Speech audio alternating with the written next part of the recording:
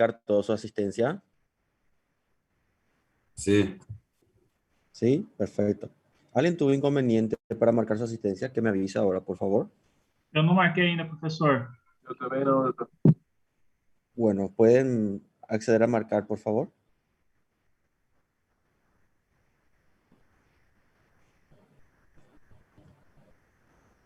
Ahora sim, mestre.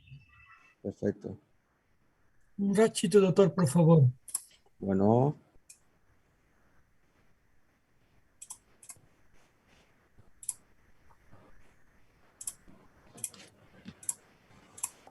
Ya está. Gracias. ok. ¿Alguien más que esté ahí pendiente para marcar? Arrancando lo que sería el primer capítulo de digestivo. ¿Estamos? En la plataforma yo habilité los videos, no sé si llegaron a ver ya.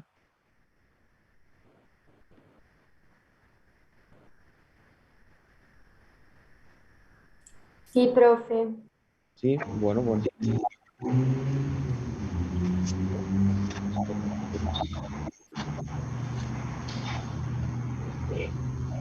Sim. Bueno, entonces vamos a hablar de este día de lo que sería los principios básicos, ¿ya? La introducción prácticamente al aparato digestivo.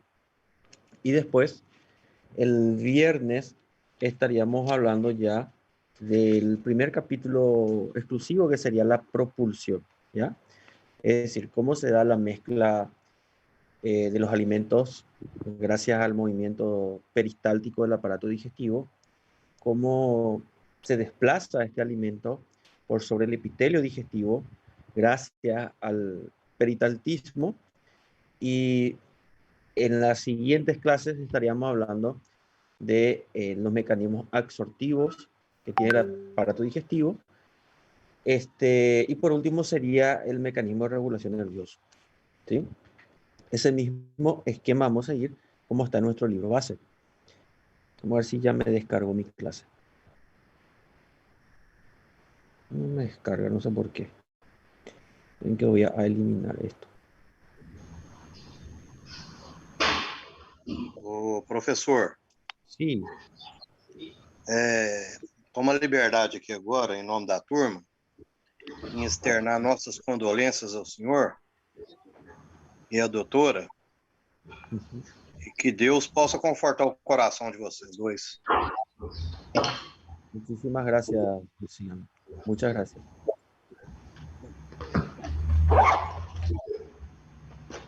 Compartilhar. Simone, seu áudio está aberto. Bueno, Perdão. ahí está. Bueno, vamos a ir viendo los tópicos más importantes de este capítulo, ¿sí? Entonces, en esta clase están los tópicos pregunta orientada, ¿sí? Y vamos a ir viendo todos los puntos, ¿estamos? Bueno, nosotros tenemos que, en el caso del aparato digestivo, inicia desde la boca. Es decir, cuando entremos en la parte digestiva, vamos a ver que el proceso es una etapa de todo lo que sería el proceso de digestión del alimento. Entonces, a nivel de la boca, tenemos tanto los mecanismos de trituración del alimento y por el otro lado tenemos que también se producen algunas enzimas digestivas que nos permiten prácticamente degradar y absorber carbohidratos y lípidos por un lado, ¿ya? Más carbohidratos que lípidos a nivel de la boca, pero ambas enzimas están presentes allí. También existe algunas enzimas producidas a nivel de la boca que permiten proteger ciertas vitaminas, como serían las enzimas R, que protegen la vitamina B12 para que ésta no sea degradada por el ácido clorhídrico a nivel del estómago, ¿sí? Entonces, inicia desde la boca y se extiende hasta el ano, ¿ok? Los movimientos peristálticos voluntarios va a llegar hasta el punto de la deglución, que tiene una fase voluntaria, y después ya la deglución tiene fases involuntarias, que eso vamos a ver en la siguiente clase justamente. De allí en adelante, todo el movimiento del aparato digestivo es un acto involuntario y está inervado principalmente por vía parasimpática, si bien también recibe inervación simpática, pero la parasimpática es la que efectiva el movimiento. Es decir, todo el aparato digestivo funciona bajo estímulo parasimpático, ¿ya? Es decir, si hay un estímulo parasimpático, va a haber secreción de enzimas, ácido clorhídrico, movimiento peristáltico. Cuando hay una descarga simpática, todo esto se paraliza, ¿sí? Es inhibitorio el simpático en el aparato digestivo y el parasimpático es excitatorio. Tengan en cuenta eso. Del mismo modo responde los vasos sanguíneos. Cuando hay una descarga simpática, todos los vasos sanguíneos del aparato digestivo entran en vasoconstricción para desviar toda esa sangre hacia órganos vitales, ¿ya? ¿Por qué? Porque en ese exacto momento no está haciendo falta sangre para el aparato digestivo. Entonces, cuando hay una descarga simpática, esto hace una vasoconstricción de todos los vasos sanguíneos que irrigan el aparato digestivo para desviar sangre a otra región del cuerpo. Cuando hay un estímulo parasimpático, todos los vasos sanguíneos que llegan al aparato digestivo entran en vasodilatación para aumentar el flujo sanguíneo del aparato digestivo, ¿ya? Entonces, como ven, el parasimpático va a tratar de mandar mayor cantidad de sangre al aparato digestivo para que se pueda absorber los nutrientes, porque el que transporta de la sangre mejora el movimiento peristáltico, activa y estimula la secreción de mucus, secreción de enzimas para digerir el alimento, ¿ya? Bueno, esto por anatomía ya saben todos ustedes, entonces no vamos a tocar ese punto, lo damos por sabido eso. Y esto sabemos por histología, pero vamos a dar un repaso, ¿ya? Todo aparato digestivo prácticamente va a estar cubierto por una fina capa celular denominada serosa, ¿sí? Seguida a esta fina capa de epitelio seroso, le sigue un epitelio que nosotros le denominamos prácticamente ya el mesenterio, ya que esto va a venir y va a envolver el aparato digestivo, ¿ya? Muy bien.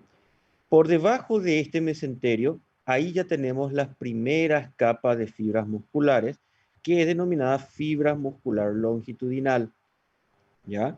Por debajo de esta fibra muscular longitudinal, nosotros encontramos otra capa muscular, ¿ya? En este caso ya sería las fibras musculares circulares, ¿ya? Fibra muscular longitudinal, fibra muscular circular. Entre las fibras circulares y las fibras longitudinales vamos a encontrar algunas inervaciones. A esas inervaciones nosotros le llamamos plexo nervioso mientérico, ¿ya? Plexo nervioso mientérico. Su nombre justamente es porque está entre el mío, entre los músculos, ¿ya? Mientérico, por ese motivo, ¿ya? Y dicta justamente el movimiento peristáltico. Su función es controlar los movimientos peristálticos, es decir, excitar los músculos o inhibir el músculo para que ésta se contraiga o se relaje. Su función justamente está relacionada a eso. Muy bien. Por debajo de la capa circular muscular, nosotros vamos a tener la submucosa, ¿ya? Esa capa submucosa va a tener en su espesor algunas inervaciones que se llaman justamente plexo nervioso de Meissner o plexo nervioso submucoso, perdón, ¿ya? Bueno, después esta inervación submucosa prácticamente regula la producción de secreciones glandulares que va a estar en todo el trayecto del epitelio digestivo, ¿ya? Entonces ellos lo que hacen es controlar justamente esa función, estimular o inhibir en base a la composición del alimento a nivel de la primera porción de duodeno. En ese punto al menos es de esa forma. El resto no. El resto responde a si hay presencia o no de alimento. Pero la primera porción del duodeno, bueno, es bastante sensible dependiendo de qué tipo de alimento hay. Si es de predominancia proteica, si es de predominancia graso o si es de predominancia en base a carbohidratos, ¿verdad? Entonces, en base a eso, el plexo de Meissner responde estimulando ciertas glándulas para que se liberen ciertas sustancias, que ya vamos a estudiar más adelante. Entonces, ya vamos a tener péptido inhibidor gástrico, colecitoquinina, después la CCK, colecitoquinina, péptido inhibidor gástrico. Está faltando uno.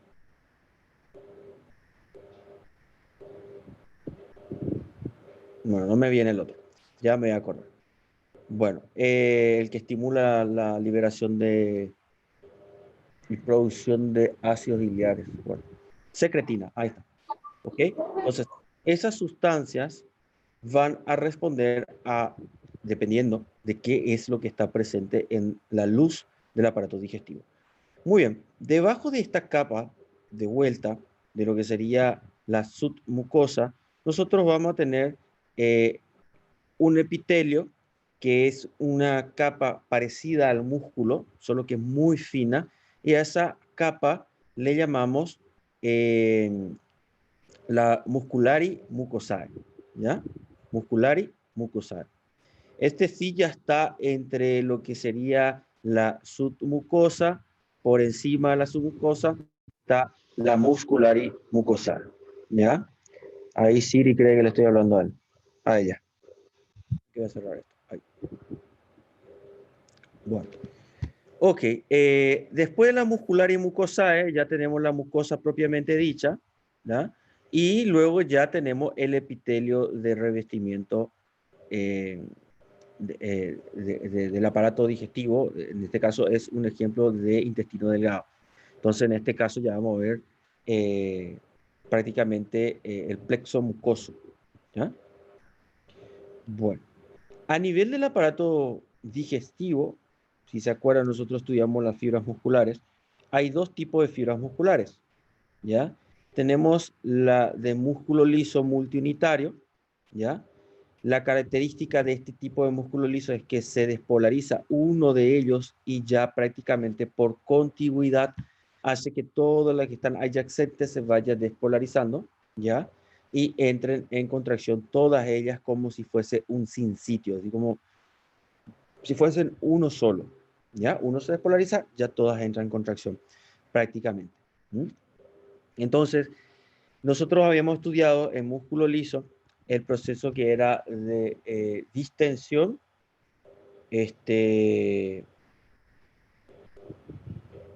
bueno, el músculo liso, nosotros estudiamos que había varias formas de despolarizarla. Una era una despolarización que respondía a estímulo nervioso, que lo va a hacer el plexo de Meissner, ¿ya? Y el plexo de Auerbach. Uno de ellos pueden estimular y, bueno, generar contracción muscular. ¿Ok? Perfecto. Entonces, estímulo nervioso, por un lado, puede estimular el músculo liso del aparato digestivo. Perdón. Otro estímulo que puede despolarizarme estas células, ¿ya? Vamos a tener que la presencia de sustancias químicas irritantes procedentes del alimento también pueden estimular al músculo liso y hacer que éste entre en contracción, ¿ya? Entonces, por irritación química también se pueden estimular.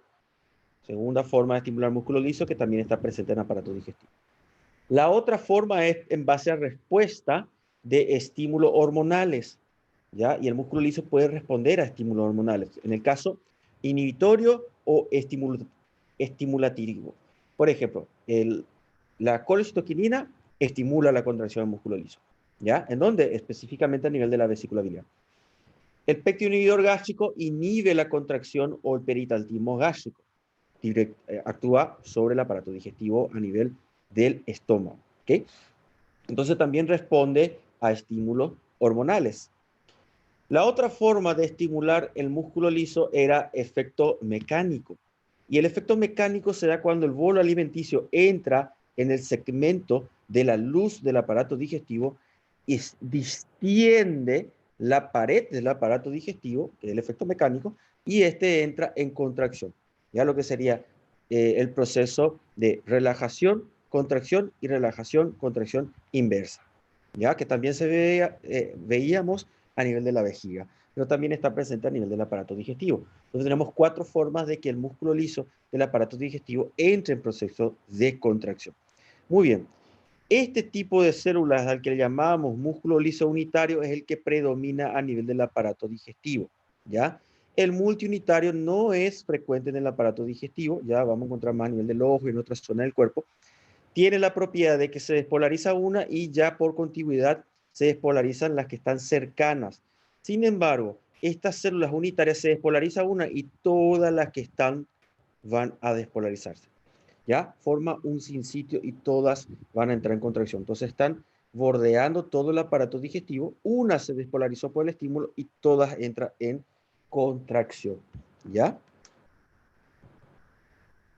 Entonces esto podemos ver en el aparato digestivo y a nivel de las arterias también.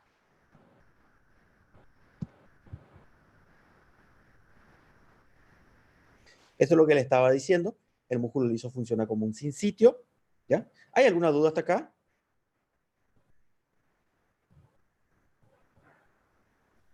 No, profe, tranquilo. Bueno, seguimos entonces.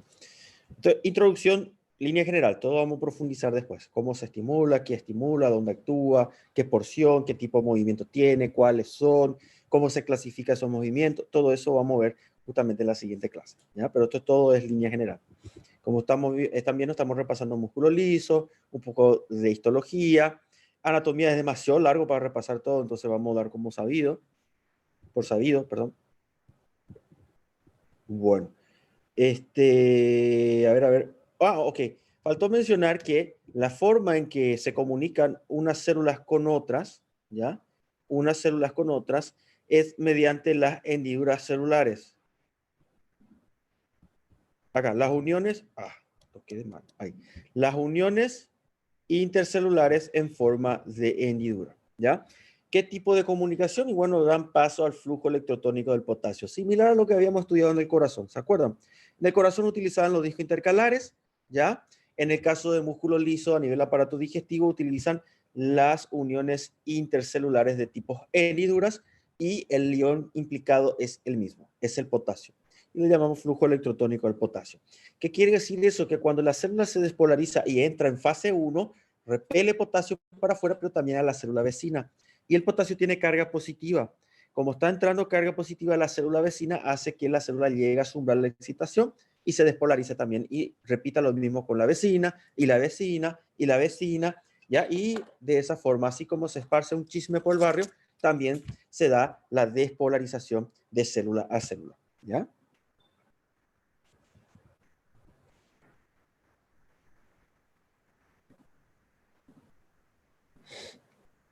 Ok. Ahora, hay una diferencia que nosotros vamos a tener a nivel del músculo liso, que vamos a estudiar bastante cuando hablemos de peristaltismo y cosas así, que se da a la característica de su potencial de acción, ¿ya? Y su potencial de acción presenta las ondas lentas de potenciales de acción, que son casi como un marcapaso. Similar, no igual. Repito, similar, no igual. ¿Ok? Entonces no me diga marcapaso directamente porque no funciona tanto así. El marcapaso lo tenemos como en el nódulo sinusal. Auriculoventricular, incluso si hay ausencia de sinusal, auriculoventricular puede ser marcapaso cardíaco. Pero en el caso de las células musculares no es tan así. Entonces es similar, no igual, y vamos a ver ese proceso en momentos. Entonces vamos a tener que hay dos tipos de ondas celulares que se debe a la actividad eléctrica del músculo liso. Y a esas ondas le llamamos, por un lado, las ondas lentas, ¿ya? Que sería como unas ondas basales, ¿ya? Y las ondas en espiga, ¿ya? Ambas ondas van a estar presentes, vamos a ver eso. Ahora, ¿a qué se debe esas ondas lentas?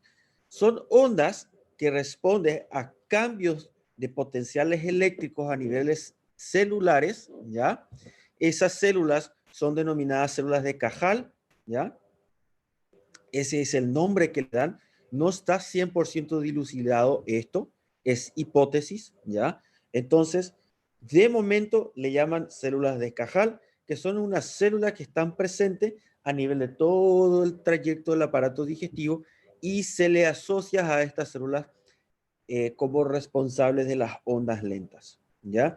La diferencia vamos a ver enseguida en el gráfico que le voy a mostrar que por qué decimos que es similar y no igual al marcapaso del corazón. Bueno, entonces, al corazón le llamábamos nódulo sinusal y a nivel del aparato digestivo le llamamos células de Cajal. Por más que sean hipótesis, lo tomamos como que es la más acertada y la más aceptada. ¿Ok? Entonces, células de Professor, Cajal. Hola. uma dúvida aí. Quando fala essa células de intersticial de Cajal aí, eu só quero saber se tem a questão simpática interfere aí ou não tem nada a ver? No. A tiene. parte simpática e parasimpática tem alguma coisa a ver com elas ou não? No tiene. Ellas responden a estímulo eléctrico, justamente. Si bien cuando hay un estímulo simpático va a aumentar la permeabilidad de estas células, ¿sí? Facilitando su despolarización. Eso sí, va a responder de esa forma, ¿ok? Pero en ausencia va a seguir respondiendo igual, ¿ok? La única forma en que la musculatura del aparato digestivo no responde sería en el caso de que haya muertes de esta célula de Cajal por isquemia, ¿ya? Isquemia.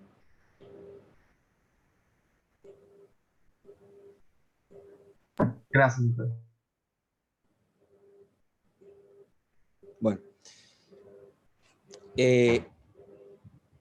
Bueno, punto 1. ¿Por qué decimos que estas células son similares al marcapaso cardíaco, pero no iguales? ¿Ya? Punto 1. El marcapaso del corazón induce la despolarización de las células. ¿Ya?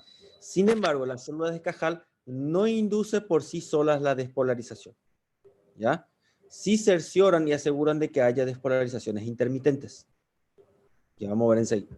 Ya le muestro en minutos. ¿Ok? Muy bien. Estas ondas lentas van a determinar con qué frecuencia se va a dar las contracciones en cada segmento del aparato digestivo. Entonces tenemos que las contracciones peristálticas a nivel del estómago van a oscilar prácticamente de 3 en 3 minutos.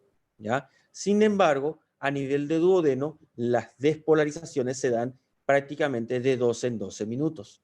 Y la despolarización a nivel del ilion terminal se da aproximadamente de 10 en 10 minutos. ¿Ya? Entonces, a nivel del aparato, a nivel del intestino grueso, ¿ya? Colon, ya es prácticamente 2 a 3 veces por día. ¿Ok? Es mucho menos y vamos a ver eso. ¿Ok? Bueno, perfecto. Ahora, estas células, como le digo, ellos le decimos, actúan como un marcapaso, no asegura, actúan como, no son marcapasos tal cual, porque no inducen la despolarización como lo hacen. El marcapaso se despolariza y despolariza todas las células vecinas. Sin embargo, las células de Cajal se despolarizan, pero no induce despolarización en las células vecinas. Ya, ellas no influyen de esa forma. Por eso decimos que son similares, pero no iguales. ¿Ok? Vamos a ver aquí cómo funciona. Muy bien. Vamos a tener que, nosotros tenemos el umbral refractario para generar potencial de acción en las células intestinales, que aproximadamente está por los 45 milivolts. ¿Qué quiere decir? Que si nosotros llegamos a los 45 milivolts, se puede generar potenciales de acción, ¿ya? Entonces, nosotros tenemos que las ondas lentas, como ven aquí, fíjense, vamos a suponer que este es intestino delgado. Se va aumentando la permeabilidad en estas células, ¿ya? Luego vuelve a disminuir la permeabilidad, pero no me generó un potencial de acción. Luego vuelve a aumentar la permeabilidad en estas células, ¿ya? Pero no me genera un potencial de acción. Luego aumenta la permeabilidad y llega hasta cierto umbral y me genera algunos potenciales de acción en espiga y vuelve a descender. Con cada potencial en espiga hubo contracción, ¿ya? Si llega al mismo umbral, me va a generar potencial de acción en espiga nuevamente para luego volver a disminuir, ¿ya? Ahora, si el estímulo de estas ondas lentas aumenta importantemente, como ven, a medida que aumenta aquí me genera potencial de acción, potencial de acción, potencial de acción, potencial de acción, potencial de acción, potencial de acción, potencial de acción, potencial de acción. Durante toda esta fase de potencial de acción hubo contracción. Y luego va a volver a repetir y me va a generar cada vez más potenciales de acción. Y si vuelve a ascender con mayor frecuencia y mayor frecuencia y mayor frecuencia, y luego vuelve a disminuir y la frecuencia va disminuyendo de vuelta. ¿Ya? No son exactas como lo hace el marcapaso del corazón. Puede generar y no un potencial de acción. Depende de a qué nivel de umbral llegó para decir que ya puede generar potencial de acción o no. ¿En base a qué responde? En base a respuestas nerviosas. ¿Por qué? Porque si hay un aumento en la acetilcolina en base a un estímulo parasimpático en esa zona, me va a aumentar el umbral de las ondas lentas, generándome potencial de acción. ¿Ya? Disminuye o me aumenta. Si llega a cierto umbral, va a tener cierta frecuencia. Cada vez que llega al umbral, me va a generar potencial de acción. Si me estimula importantemente las ondas lentas, me va a generar constantemente potencial de acción. ¿Ya?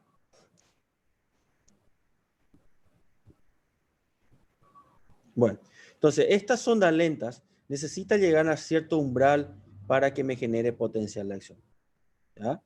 Si no llega a ese umbral, no me genera. El umbral de excitación es este valor. ¿Ok? De menos 60 a menos 40 debe de oscilar. ¿Ya? Cuanto más altos los valores que me alcanzan las ondas lentas, con mayor frecuencia me va a generar potenciales de acción. ¿Ya? Bueno, ¿cuánto me dura una onda lenta? Aproximadamente de 10 a 20 milésimas de segundo. Esta onda lenta que ven aquí. ¿Sí? El potencial de acción me dura milésimas de segundo más cortos, ¿ya? 1 a 2 a 3 milésimas de segundo. La onda lenta puede durar más tiempo, ¿ya? Y a medida que dura más tiempo, cada vez va a haber más potenciales de acción. Bueno, ¿qué genera los potenciales de acción? Bueno, sabemos que el músculo liso se excita principalmente por canales sodio-calcio, pero es más permeable al calcio, ¿ya? Recuerden, más permeable al calcio, ¿ok? A diferencia de células cardíacas que también se excitaba por el calcio, pero respondía su nódulo sinusal a permeabilidad de sodio y era exclusivo el sinusal a permeabilidad de sodio, ¿ok? Sin embargo, las células de Cajal son permeables al calcio, ¿ya? Reciben el estímulo por acetilcolina, esa acetilcolina se une a proteína G y esa proteína G me abre canales de calcio, ¿ya? A través de diacilglicerol y trisfosfato inositol. ¿Sí? ¿Se acuerdan de ese proceso? Si no, le pido que repase el músculo liso y le va a ser de mucha utilidad en este contenido.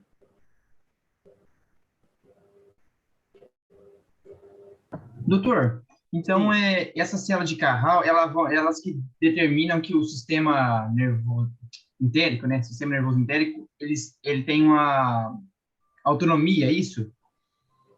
Exatamente. Porque o livro, o Guyton fala a respeito de que ele pode funcionar por si só, né? Independente das outras coisas extrínsecas, né? Sí. Então seria essas de Carral aí, que, por causa disso. Las células de Cajal pueden tener autonomía, pero igualmente responde a estímulo simpático para aumentar el peristaltismo. Cuando nosotros comemos a primera hora de la mañana, ya vamos a estudiar qué son los movimientos en masa del intestino grueso. Nosotros comemos a primera hora de la mañana, ese alimento entra al duodeno y distiende el duodeno y se da el reflejo duodenocólico, ¿ya? Ese reflejo es por distensión de la musculatura lisa del duodeno que estimula las células musculares del duodeno y hace un movimiento de masa. Y algunas personas van de cuerpo a primera hora de la mañana por ese motivo, ¿ya? Si no, se va a volver a repetir exactamente a las 12 del mediodía, dependiendo de la hora en que desayunó la persona, ¿verdad? Pero casi siempre es el mismo horario. Entonces, vamos a ver esa parte. Pero ¿qué pasa? La distensión mecánica del músculo liso estimuló el nervio respondió y fue a actuar a nivel de duodeno, perdón, colon. Pero estas células de Cajal tienen autonomía. Es decir, sin estímulo parasimpático, ellos están generando movimiento peristáltico con menor frecuencia, por cierto, pero están presentes. Al haber un estímulo parasimpático, la frecuencia de las ondas lentas asciende y me genera peristaltismo, ¿ya? Y me genera peristaltismo porque me genera contracción, ¿ya? Y vamos a tener que, como lo estaba diciendo, va a responder entremezclada con la musculatura lisa, ¿ya? Bueno, vamos a tener que estas responde tanto a estímulo químico, hormonal, simpático, ¿ya? Y mecánico. Temperatura también entraría. Temperatura también entra en juego aquí. ¿Sí?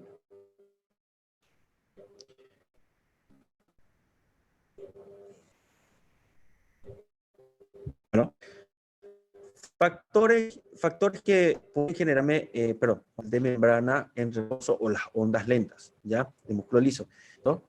¿Ya? Estimulación por acetilcolina de parte del parasimpático y estimulación de las distintas hormonas gastrointestinales, ¿ya? Sabemos que el músculo liso puede responder a adrenalina y noradrenalina, ¿ya?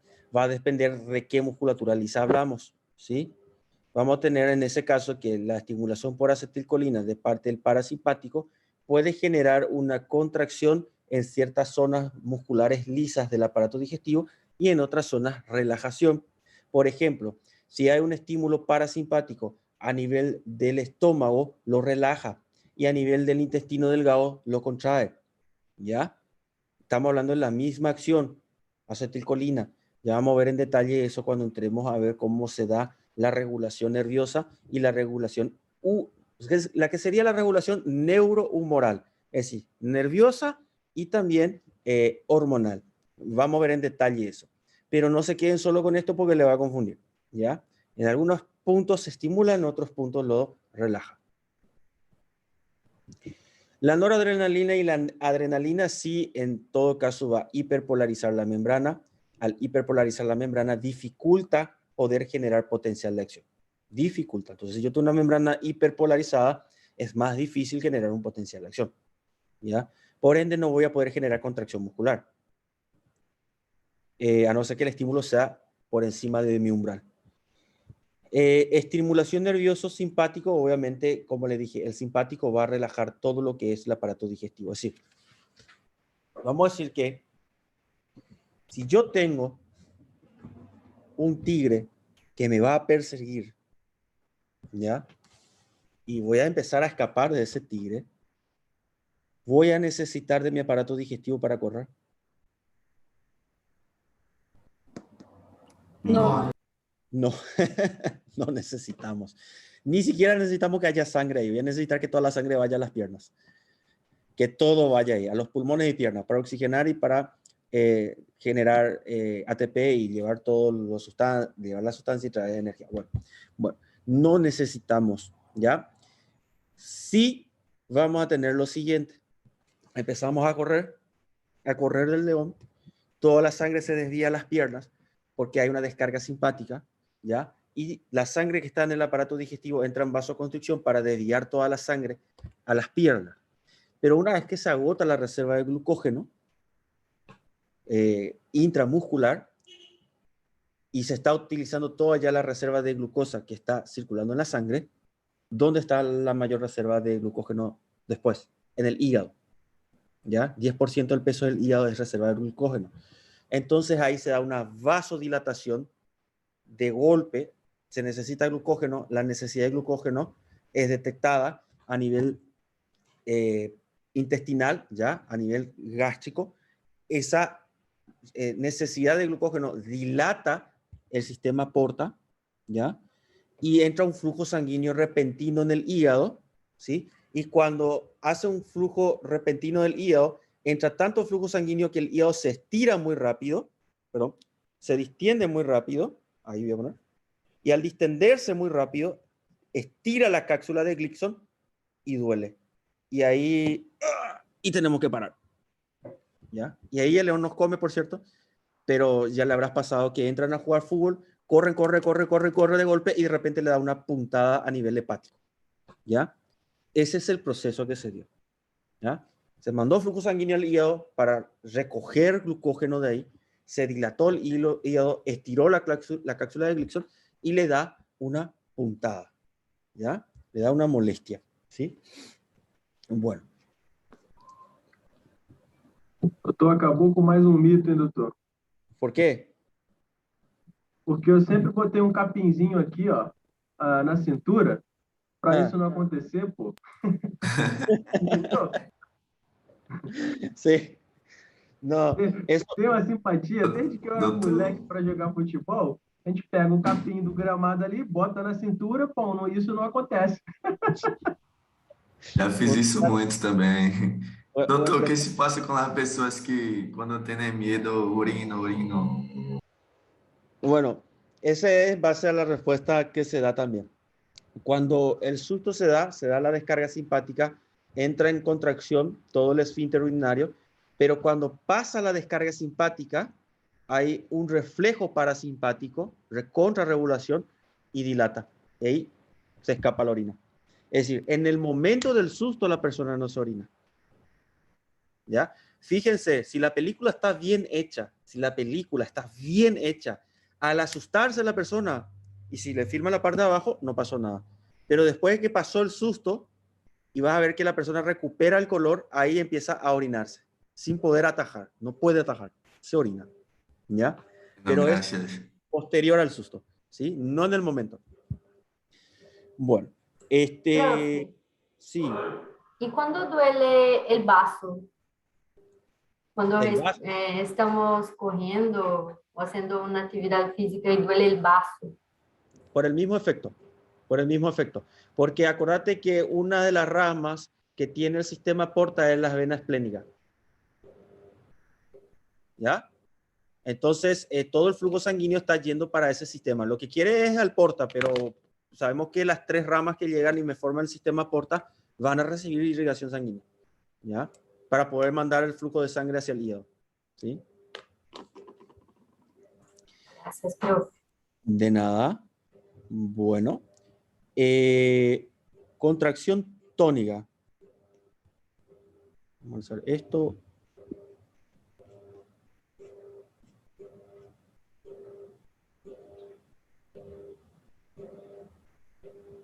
Bueno.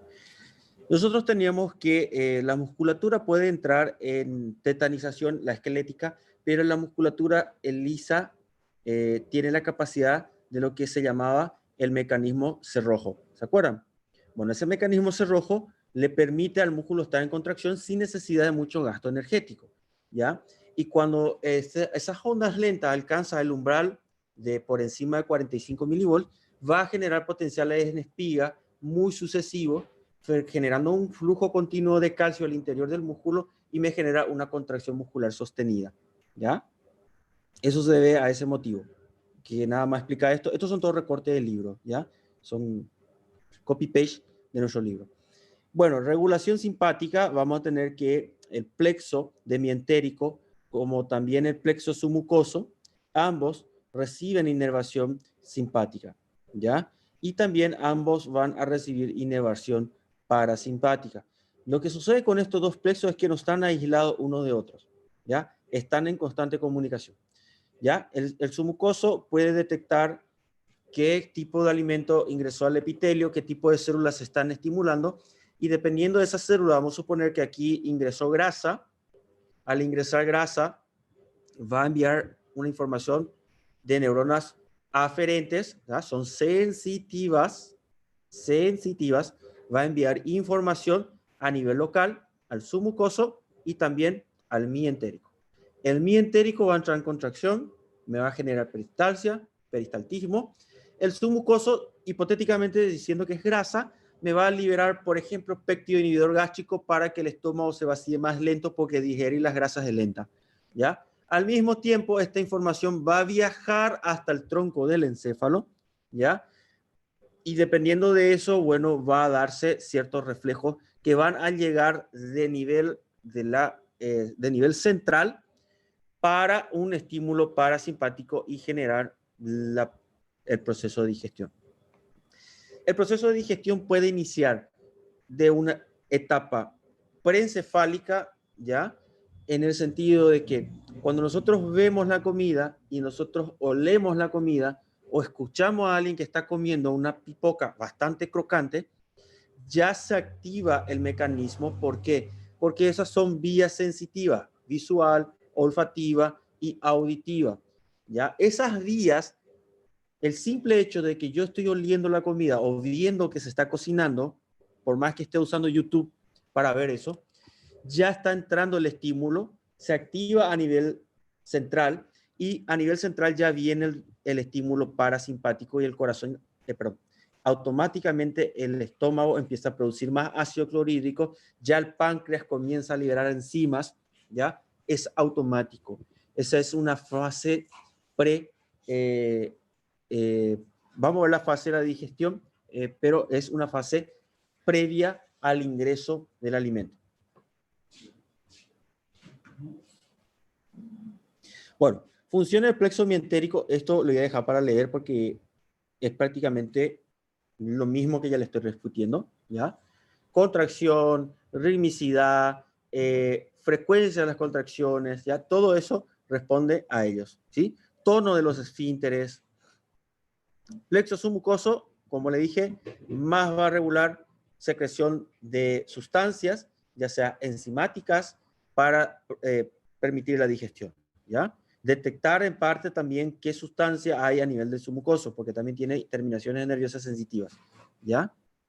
Y absorción local, entre otros. Esto vamos a ver en detalle. Primero vamos a estudiar lo que sería contracción muscular, que sería esto, que es la siguiente clase.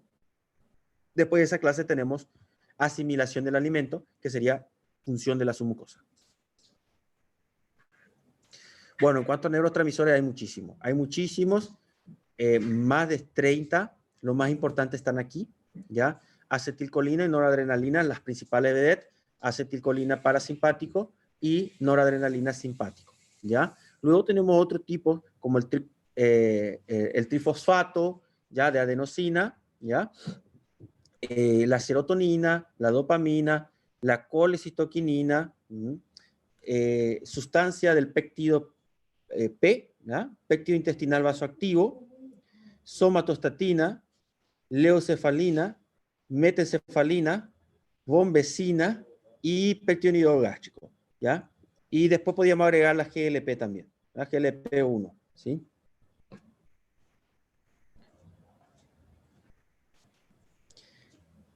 Bueno, aquí, ¿para qué funciona cada una en promedio hacia grandes rasgos?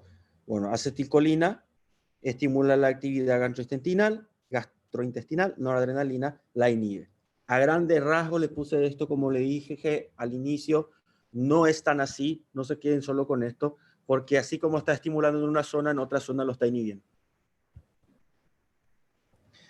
Parasimpático responde específicamente por la vía vagal, ¿ya? Es el nervio vago. A ver, ¿qué le iba a decir? Claro, en el caso del parasimpático, vamos a tener que va a llegar una de las ramas del nervio vago a nivel de la afta del ganglio semilunar y en ese punto que sería la afta interna, y ahí se va a dar el plexo solar, y todo ese plexo solar me da plexo hepático, plexo esplénico y todos los plexos que ya conocen, que es el aparato digestivo, y de esa forma inerva inextensamente todo el aparato digestivo, ¿ya? Bueno, por un lado sería esa parte. Luego vamos a tener otro que va a ser el plexo sacro, que también va a enviar ramas, pero el plexo sacro ya más va a trabajar con intestino grueso, ¿ya? Que sería colon más que nada, ¿sí? Ok, simpático. Las ramas simpáticas van a iniciar de las torácicas y van allá hasta la segunda lumbar. De la quinta torácica hasta la segunda lumbar. Todos los plexos simpáticos laterales de la cadena ganglionaria simpática de ese punto van a enviar inervaciones simpáticas para inervar todo el aparato digestivo. A grandes rasgos, eso. Saben que en anatomía eso se estudia en detalle y finura. Y que son cosas que manejan. Bueno, si pasaron anatomía, se supone que ya están como para enseñar anatomía, ¿sí? Ya son expertos en anatomía. Ya son mis pares. Si yo le hablo de anatomía, ustedes tendrían que hablar de anatomía así como yo le hablaría a ustedes de anatomía, ¿ya? Porque cada vez que pasa un año en medicina, se supone que son nuestros pares, ¿ok? Yo soy médico y van a ser, cuando termine la carrera, mis pares, mis colegas. Se supone que el nivel de conocimiento que tengo sería la que ustedes tienen. Entonces, como que ya pasaron anatomía y ya se supone que tienen mi mismo nivel de conocimiento en anatomía, ¿ok?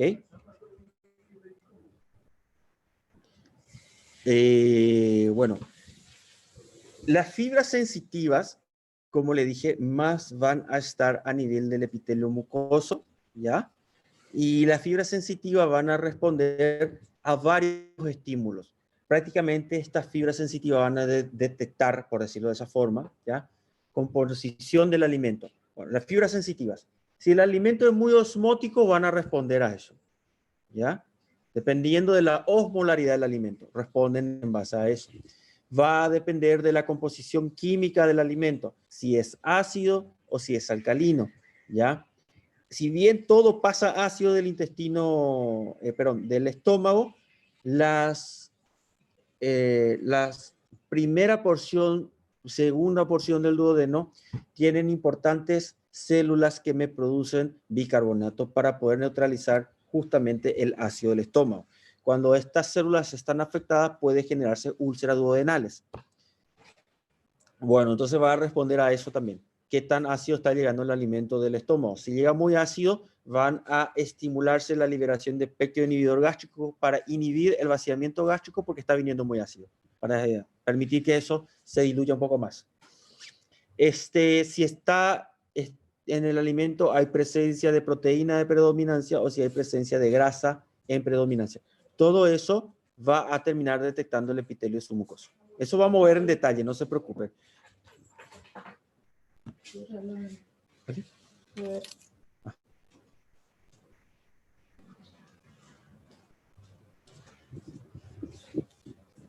Este es todo el primer capítulo. Esperen que voy a mirar porque yo no sé si mezclé este contenido. Ah, no, sí sigue todo el primer capítulo. Genial. Bueno, reflejos gastrointestinales. Bueno, los reflejos sí me estudian bien en detalle, por favor, ¿ya? Vamos a tener varios tipos de reflejos. Están los reflejos a nivel de la pared, que es el mecanismo de distensión de la pared y se genera una contracción, ya directamente. Eso vamos a ver en la siguiente clase en detalle cómo se da, que es este reflejo el que vamos a estudiar principalmente ahí. Tenemos reflejo del intestino y los ganglios simpáticos prevertebrales, ¿ya? Este reflejo llega a alguna sustancia al intestino, esto va a enviar por vía aferente a los ganglios prevertebrales y de ahí va a venir por un reflejo simpático para que dé una respuesta. Y tenemos el reflejo gastrocólico, ¿ya? Y el reflejo enterogástrico y el reflejo cólico ileal. Este reflejo cólico ileal es el que le mencioné que va a generar el movimiento en masa del colon cuando hacemos una comida a primera hora del día. Y dependiendo del componente, el estímulo es aún mejor, ¿ya? Personas con estreñimiento suelen verse beneficiadas de utilizar este reflejo. Bueno, reflejos gastrointestinales tenemos el siguiente punto. Bueno, son 3 niveles de reflejo. La primera clasificación me olvidé decirles. Son 3 niveles de reflejo. Uno a nivel local, ¿ya? Alimento, submucoso, Meissner y Auswald. Esto. Pap, pap, respuesta directa. Primer nivel. Segundo nivel, submucoso envía información y si va a los ganglios, ¿ya? Prevertebrales, reflejo simpático. ¿Ya? Segundo nivel. Que responden a ese nivel estos reflejos que están aquí citados y que le estoy señalando amarillo. Y el tercer nivel va a ser un reflejo central. Se detecta la sustancia y se envía la información directamente a nivel central. ¿Ya? ¿Ok? Reflejo, ganglios prevertebrales, reflejo.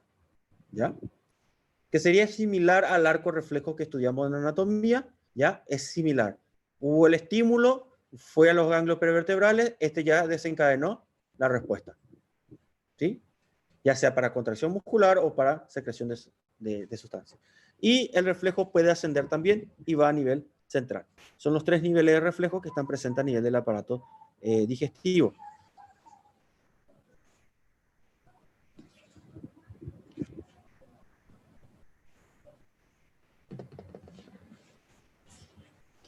Control hormonal. Vamos a tener que hay muchísimas hormonas que van a dar la regulación de la secreción de sustancias, dependiente de la composición del alimento. Cuanto más proteico el alimento, mayor producción de gastrina. La gastrina es la responsable de estimular la producción de ácido clorhídrico. ¿Okay? Cuanto más proteína y grasa tenga el alimento, mayor liberación de colecistocinina, sustancia responsable de estimular la liberación de enzimas pancreáticas, vaciar la vesícula biliar, contracción biliar, inhibir el vaciado gástrico también, así como el péptido inhibidor gástrico. Entre la colecistocinina y el péptido inhibidor gástrico, el más potente es el péptido inhibidor gástrico. Esto vamos a ver en detalle. Esto es para citar porque es introducción. La idea aquí es que ustedes capten que hay mecanismos que regulan por vía nerviosa, por vía mecánica, por vía hormonal.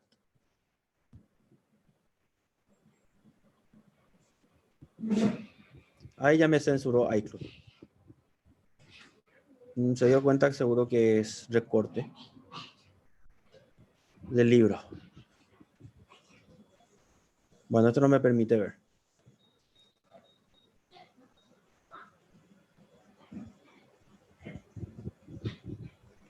Ok. En la otra parte habla del péptido inhibidor gástrico, principalmente. Déjenme que voy a poner normal esto.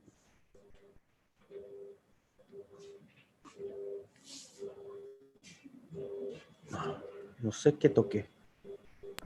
É a tábua 63,1 no livro.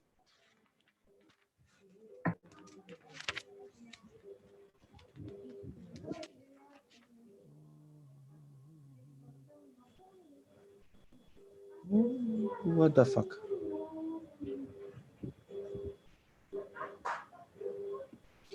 No puedo volver al normalizar. Bueno.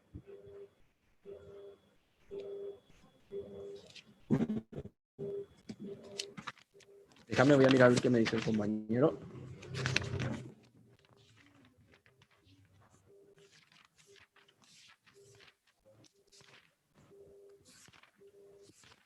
¿Qué tabla me dijiste que era? 63,1, mas eu creio que é da 13ª edição. Eu não vou saber dizer. No, ese está arriba. Ese es el de arriba, que ya no me permite ni achicar. Esperen que voy a actualizar.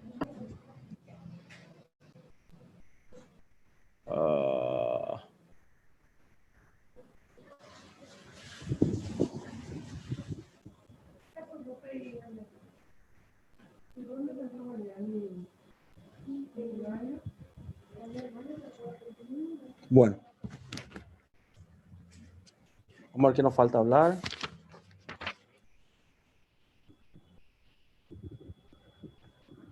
No, después ya es repaso de anatomía de la irrigación. La parte de la irrigación, bien detallado, por favor. Principalmente cómo se forma el sistema Porta, ¿ya? Eso estudien. Después van a recordar de que prácticamente toda la irrigación del aparato digestivo se va a estar dando por la mesentérica superior, ¿ya? Y luego vamos a tener que la parte de la irrigación estomacal se va a dar por otra rama. A ver, ahí me abrió, genial. Aquí. Ok, después ya era parte del sistema Porta. A ver si no me aparece la imagen. No, me bloqueó. Bueno. Vamos a llegar a la irrigación de vuelta. vamos a tener entonces que este es un ejemplo simple que se va a dar. Por decir, el alimento ingresa a primera porción del duodeno, la célula submucosa detecta el componente del alimento, envía por vía sensitiva hasta el plexo de Meissner y de Auerbach. Eso estimula la liberación de sustancias, entre ellas puede ser la secretina y la colecitoquinina, que van a ingresar al torrente sanguíneo. La colecitoquinina va a generar la contracción peristáltica de el conducto principal pancreático de Wilson para que se libere enzima digestiva pancreática. De la misma forma, la colecitoquinina va a inhibir la motilidad gástrica y me va a generar contracción de la vesícula biliar para que se libere ácidos biliares para poder digerir las grasas. Eso en presencia de un alimento con importante componente graso. Con importante componente proteico también se va a dar el mismo fenómeno, ¿ya? Muy bien. Es a modo de ver este ejemplo nada más que está la imagen, ¿ya? La contracción peristáltica, ¿sí? La contracción peristáltica no se da sobre el alimento mismo. Se da adyacente, unos centímetros antes de donde se dio la distensión del tubo, ¿ya? Entonces, se distendió el tubo y centímetros antes se da la contracción como si fuese que se forma un anillo de contracción muscular en esa zona, ¿sí? Esto después de contraerse en esa zona se desplaza, ¿ok? Que serían movimientos que se van generando contracción aquí, al lado, al lado, al lado, al lado, y es como que empuja el alimento de esa forma, ¿ya?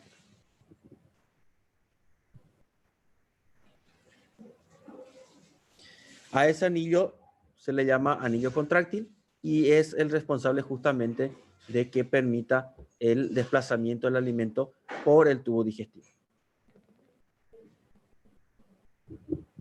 Tenemos un movimiento que es también de mezcla, esto vamos a ver todo en detalle en la siguiente clase, que está presente más bien en el estómago, ¿ya? Eso vamos a ver en detalle porque el estómago tiene varios tipos de movimientos, no solamente uno.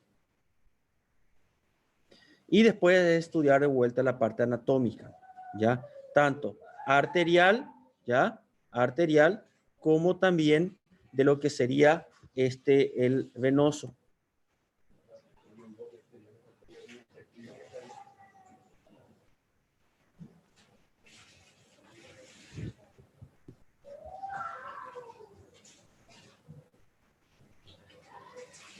Bueno.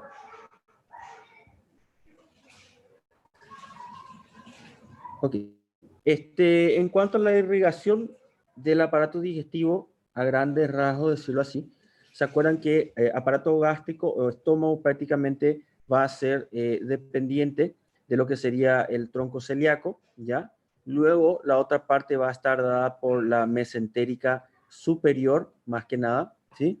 Para poder irrigar todo lo que sería yeyuno ilion, y luego una parte de lo que sería el colon prácticamente ascendente y transverso. Y luego vamos a tener que eso se va a dar por la anastomosis que tiene en conjunto con la mesentérica inferior. Histológicamente tenemos que todas estas ramas de las arterias cuando llegan a nivel del yeyuno va a ingresar allí para llegar a la microvellosidad donde se va a dar lo que se denomina la microvascularización a nivel de la vellosidad intestinal, que lo que tiene de función es aumentar la superficie para permitir una mayor asimilación del contenido de la luz intestinal, ¿ya? Y la disposición espacial que tiene es que a nivel central se encuentra el quilo o quilífero, ¿ya? A nivel central se encuentra el quilífero y alrededor de él se distribuye la microvascularización, que serían los microcapilares de las vellosidades. No hay distinción entre extremo arterial y extremo venoso, sabemos eso. Esto es a modo esquemático, lo que se da de esa forma. Entonces el capilar sería en sí una sola, y lo único que hace es colocar esquemáticamente a modo pedagógico para demostrar por dónde estaría llegando la irrigación sanguínea y por dónde estaría siguiendo. Aquí, si bien esto trae, porque tiene es funcional y también nutricia, va a traer oxígeno para las células de las microvellosidades, pero a medida que las microvellosidades van absorbiendo nutrientes, pasa al capilar y esto se dirige al sistema porta finalmente. A nivel del sistema porta, bueno, ahí vamos a tener los hepatocitos que van a metabolizar algunos nutrientes, otros directamente van a circular ya a nivel sanguíneo, que va a ir a nivel de la vena hepática, vena cava inferior, corazón, y se distribuye por todo el organismo, o la circulación mayor en ese punto.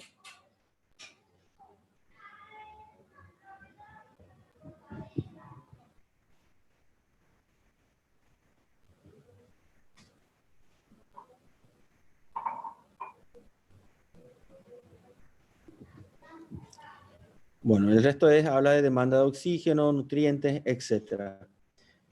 Bueno, le dejo aquí.